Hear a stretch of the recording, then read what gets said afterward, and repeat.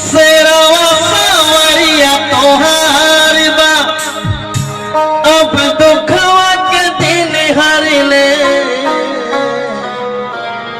बोल साची दरबार की और माई के दरबार में मीठी मीठी ताली के साथ माई के कैसे बुलावे के बा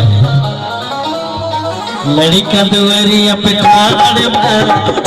नजर कर ले लड़का दुआरिया पे ठाड़ मार इधर नजर कर ले ममल मई दरबार बा सब पे तोहरे अधिकार बा हथवा में तलवार बा तेरा कमरिया तोहार बा अब दुखवा के किनारे में ऐसे तो काहे ना करके आज माई के दरबार में छठी माई के दरबार में हाजिर लगाता है। दोनों हाथ उठाए जैसे लोग आगे से लगे तो पीछे लग जाओ हमारे बड़का भैया थे क्या लोग बालों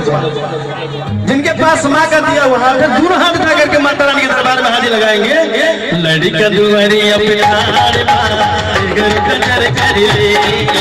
लड़का दुआरिया पे ठाड़ मार इधर नजर कर ले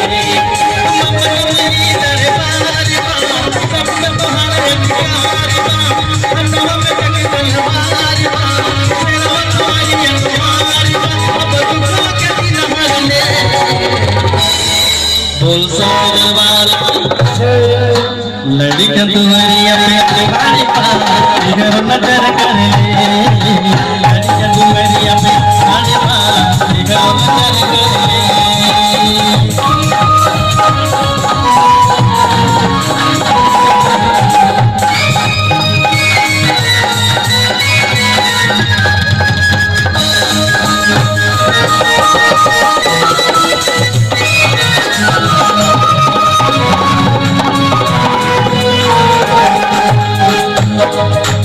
माई के दरबार में जे भी जाला सबसे भाव से जाला जो कुछ भी मांगेला माई ओकरा के जरूर देली। रौरा चरण में मैया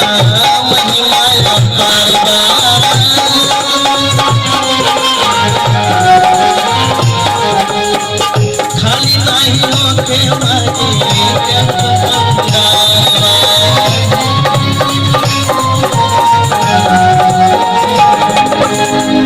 रौरा चरण में मैया कैसन जेकरा पे निगाह कैलो उहे माला माल बा रंग मांड में महारानी तोहर सरकार बा काल के भी कहत खवाईदा होनी के मिटाईदा कुछ न संभाला बने कब कहां जलवन खाईदा मोरी बोलिया में सुर भर दे बोल साचे दरबार की जय। अरे काली के भी चाहत घुमाईदा अरे होनिया होनी के मिटाईदा अरे कुछ न संभव पे बदे जब चाहा चलवा दिखाईदा मोरी बोलिया में सुर भर दे। और हमारा परमादनी बड़े भैया श्री अभिराम सिंह सचिव आपकी तरफ से 101 रुपए का प्यार बाटे मैं स्वागत करता हूँ अभिनंदन करता हूँ प्रणाम करता हूँ आशीर्वाद का कामना करता हूँ। किस तरह से बोल साचे दरबार की अरे होलिया के होली के घुमाईदा अरे कुछ नया संभव बने जब जहाँ चलवा दिखाईदा अरे मोरी बोलिया में सुर भर दे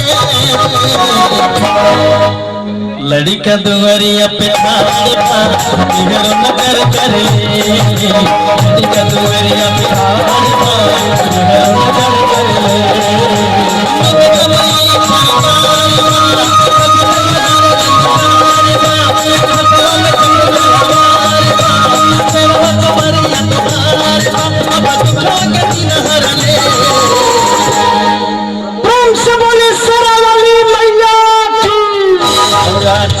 प्यार दुलार आशीर्वाद हमारे परम आदरणीय श्री प्रमोद शाही जी की तरफ से 501 रुपए के प्यार बाटे, आशीर्वाद बाटे। मैं स्वागत करता हूँ अपने